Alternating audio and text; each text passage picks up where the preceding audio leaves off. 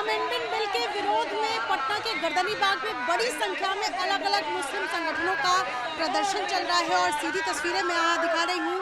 वक्फ से छेड़छाड़, संविधान से छेड़छाड़, तमाम बैनर्स और पोस्टर्स जिस पर वक्फ संशोधन बिल के खिलाफ जो नारा लिखा गया है उसे पढ़ सकते हैं। वक्फ मुस्लिम समुदाय के लिए राज्य का शोषण, राज्य के शोषण के लिए सही नहीं है, हैंड्स ऑफ वक्फ, तमाम बातें ये लिखा हुआ है। अब जरा ये इस पर भी नजरें होनी चाहिए। इसमें लिखा है कि नीतीश कुमार और चंद्रबाबू नायडू इस बिल का समर्थन करना बंद करो। जमीयत उलेमा की तरफ से ये अपील की गई है। ये पोस्टर अहम है क्योंकि बिहार में इस साल चुनाव है और नीतीश कुमार से ये अपील जमीयत उलेमा की तरफ से की जा रही है कि आप इस बिल का समर्थन पार्लियामेंट में ना करें। अब जरा मैं इन लोगों से बातचीत करूंगी। क्या नाम है और कहां से आए? हिदायत अहमद नाम है, पटना सिटी से आया हूँ। क्या कहना चाहेंगे? कहना चाहेंगे जो सरकार ने वक्फ बिल के जो बिल लाया उसके मैं खिलाफ हम लोग आए हैं यहाँ पर कि उसमें अविलंब उसको रद्द किया जाए, नहीं तो हम लोग सड़क से लेकर सदन तक इस आवाज को उठाएंगे, जीते जिंदगी तक इसको कैंसिल करा कर रहूंगा। तो किस बात का डर है? किस बात का डर? देखिए, वक्फ एक्ट के तहत जो वक्फी ज़मीन है, इबादतगाह है, मस्जिद है, इमाम बाड़ा है, दरगाह शरीफ है, मदरसा है, खानकाहें हैं, इस सब पर मुसलमानों का एक शुरू से उनका चाहे तो कब्ज़ा है या उनकी आबा व अजदाद की, पुरखों की जो सैकड़ों साल से हैं, कई 100 साल से हैं, वर्षों से वो दे के चले गए। और एक एक्ट के तहत, एक संविधान के तहत वो लोग उस पर काबिज हैं और एक सिस्टम के तहत उसको चला रहे हैं। भारत के प्रधानमंत्री नरेंद्र मोदी और गृह मंत्री अमित शाह की नीयत, जिस तरह किसानों के बिल पर नीयत खराब हुई, उसी तरह वक्फ बोर्ड के बिल पर उनकी नीयत खराब है। क्या नाम है? मेरा नाम मोहम्मद जावेद है। आपका क्या नाम है? मोहम्मद अकील अहमद हुआ। आपसे एक सवाल है। योगी आदित्यनाथ ने एक इंटरव्यू दिया जिसमें उन्होंने कहा कि जितने होंगे सब खोदे जाएंगे। श्री कृष्ण की जन्मभूमि मथुरा नहीं है क्या? अगर हमने कोर्ट का आदेश का पालन नहीं किया होता तो आज बहुत कुछ बदल गया होता। ये योगी का बयान है, क्या कहेंगे इस पर? यही बात तो मुसलमान बार बार कह रहा है कि जिस तरह से मनसा नरेंद्र मोदी और योगी का चल रहा है, जिस तरह से ये चाणक्य अमित शाह का मनसा चल रहा है, मैं ये कहना चाहता हूं कि आप बताइए, क्या ये जामा मस्जिद हो, चाहे आपको संभल की मस्जिद हो या हमारी शहीद बाबरी मस्जिद हो, ये सरकार का हिस्सा नहीं था क्या? फिर सरकार के हिस्से के बावजूद भी इसको, बाबरी मस्जिद को तोड़ दिया गया और संभल का बारी है, अब मथुरा अभी इनके अगला मिशन है। तो आप बताइए कि ये जो वक्फ कानून है, इसमें अगर कमजोर किया जाएगा, इसमें डीएम को पावर दिया जाएगा, तो फिर क्या इंटीरियर नहीं बनेगा मुकेश अंबानी अडानी का? क्या फिर ओबेरॉय का दिल्ली का होटल नहीं बनेगा? हमारी संपत्ति को कब्जा कर कर ये लोग अंबानी अडानी को बेच देने का काम करते हैं। और मैं ये जानना चाहता हूं कि अगर ये हमारी चीज है, ये मुसलमानों की चीज है, हमारे बाप दादाओं ने दिया है, तो फिर हमारी चीज को आप कैसे अपने लागू कर रहे हैं? आप हमसे पूछेंगे, जेसीपी में हमसे पूछेंगे, या कि अपने मन से क्या किसी हिंदुओं को देने का, या सरकार की गहरी नजर है? मैं नीतीश कुमार, मैं नायडू जी, पासवान जी से मैं हाथ जोड़ के विनती करना चाहता हूं। एक युवा विनती कर रहा है, 18% मुसलमान विनती कर रहा है बिहार का। नीतीश कुमार जी, आपने मुसलमानों का ख्याल रखा है, इसमें नहीं कोई डाउट है, लेकिन इस बार अगर मुसलमानों के साथ सहयोग नहीं किया तो ये काली इतिहास, काली स्याही से हिंदुस्तान के इतिहास लिखा जाएगा और मुसलमान का एक एक बच्चा आपके खिलाफ वोट करेगा और आपके खिलाफ चोट करेगा। तमाम लोग यहाँ पर मौजूद है। सबसे सवाल है आपसे, आपका नाम जानना चाहूंगी सबसे मेरा नाम मोहम्मद सऊद आलम, जिला रोहतास, बिहार। योगी आदित्यनाथ ने कहा कि इस देश में, खास तौर पर उन्होंने उत्तर प्रदेश का जिक्र किया। उन्होंने कहा कि उत्तर प्रदेश में मुसलमान उतने ही सुरक्षित है जितने कि हिंदू सुरक्षित है। तो ठीक है, उससे हमें कोई इतराज नहीं है। उन्होंने जो कहा, बड़े सदन में है, मुख्यमंत्री है, उनका बड़प्पन है, अगर उन्होंने ये कहा है उससे क्या मतलब है? सुरक्षित कहाँ हैं, ये तो हमारे वजूद का सवाल है, हमारी बका का सवाल है। वक्फ पर उन्होंने कहा कि ये क्या बात हुई कि वक्फ जिसे अपनी जमीन मान ले वो उसकी हो जाए। जेपीसी ने जो आदेश पारित किया वो मुसलमानों के हक में है, मुसलमानों के हित में है और देश के हित में है, ऐसा योगी का बयान है। कैसे देखते हैं और क्या कहेंगे? बिल्कुल गलत बयान है उनका, मैं उसको कंडेम करता हूँ। जेपीसी जॉइंट पार्लियामेंट कमेटी की जो हुई उसमें किससे आप राय लेंगे? जो राय और जो हमारे उलमा इकराम, जो हमारे सांसद, तमाम लोगों ने अपनी राय दी, उसको तो आपने हटा दिया। आप कहाँ उड़ीसा से नेपाल से लेंगे? हमारी जो राय है, मैंने जिन जिन बिंदुओं पर, जिन जिन पॉइंट पर हमारा एतराज़ात था, यही तो हमारा था कि इन एतराज़ात को आप हटा दीजिए और इसको शामिल कीजिए। आपने किया नहीं और अब पीठ थपथपा रहे हैं कि हम सब ठीक कर रहे हैं। कमाल तमाशा है।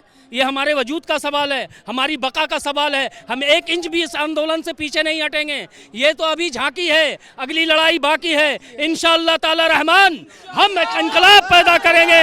हम छोड़ने वाले नहीं हैं। हम उस कौम से बिलोंग करते हैं जहाँ खड़े होते हैं वहीं से शुरुआत होती है इंशाअल्लाह। 10 तो 10 था, दरिया भी ना छोड़े हमने और बहरे जुल्मात में दौड़ा दिए घोड़े हमने। इसलिए मैडम, आप तमाम इस मीडिया के माध्यम से हम तमाम हुकूमत हिंदुस्तान को चैलेंज करते हैं। मुझे नरेंद्र मोदी से कोई शिकायत नहीं, मुझे मोदी से कोई शिकायत नहीं। मुझे शिकायत है तो इस सूबे बिहार के हुक्मरान इज्जत माब जनाब नीतीश कुमार साहब से है। आप कहाँ हैं? आप अकलियत की बात करते हैं, अकलियत के को बढ़ावा की बात करते हैं। आज अकलियत के गर्दन पर छुरी चलने वाली है। आपको जागना होगा, नहीं तो जिस तरह से मुसलमानों को तारीख से मिटाने की कोशिश की जा रही है, मुसलमान भी आपको अपनी तारीख से मिटा के रखेगा इंशाअल्लाह ताला। क्या नाम है? मोहम्मद अख्तर अली, आरजेडी के बाट 65 का अध्यक्ष हूँ मैं।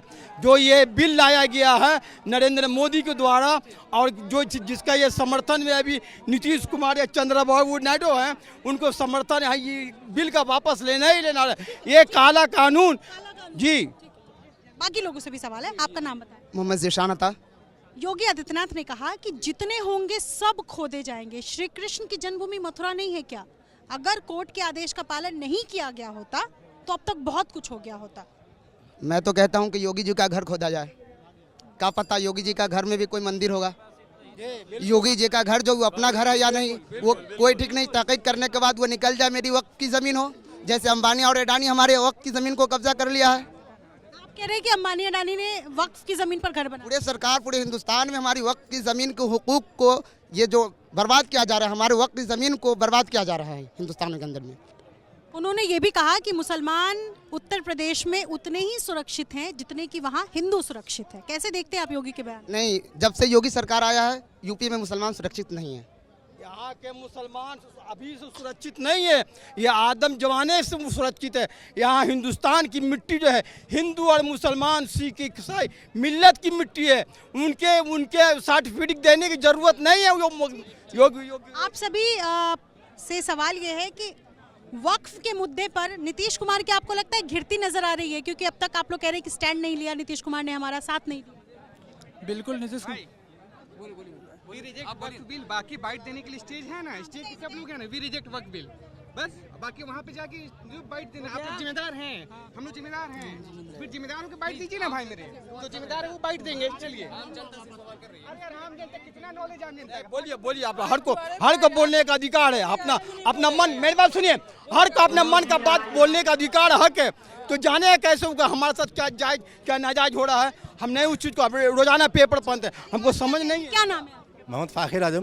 क्या कहेंगे इस पर? वक्फ इस वक्त बिल पे तो पूरी तरह से प्लानिंग के साथ किया जा रहा है, जिसको मुसलमान की प्रॉपर्टी को हड़पने की साजिश है ये, इसके अलावा कुछ नहीं।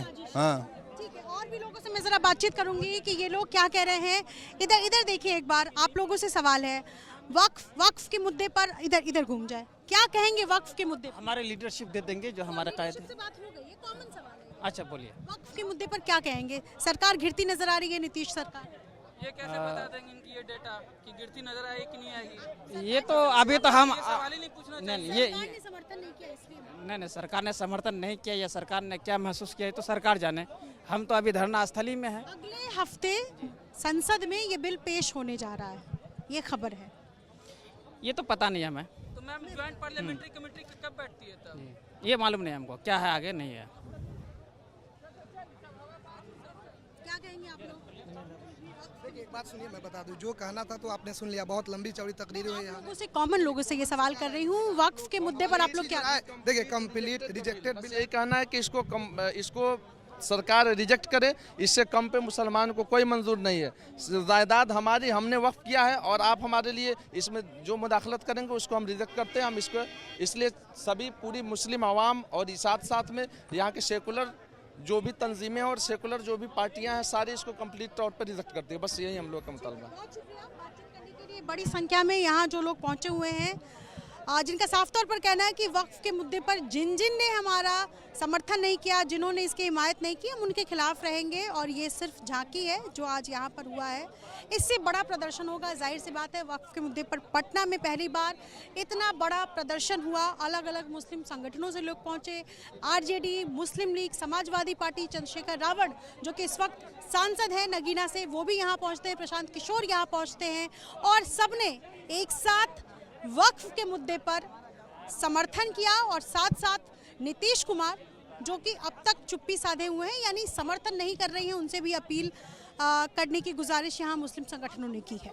दो फाड़ साफ साफ नजर आ रहा है वक्फ के मुद्दे पर, खास तौर पर तब जब बिहार में इस साल के अंत में चुनाव है। अपने सहयोगी विशाल राय के साथ निधिश्री, एबीपी न्यूज़ पटना।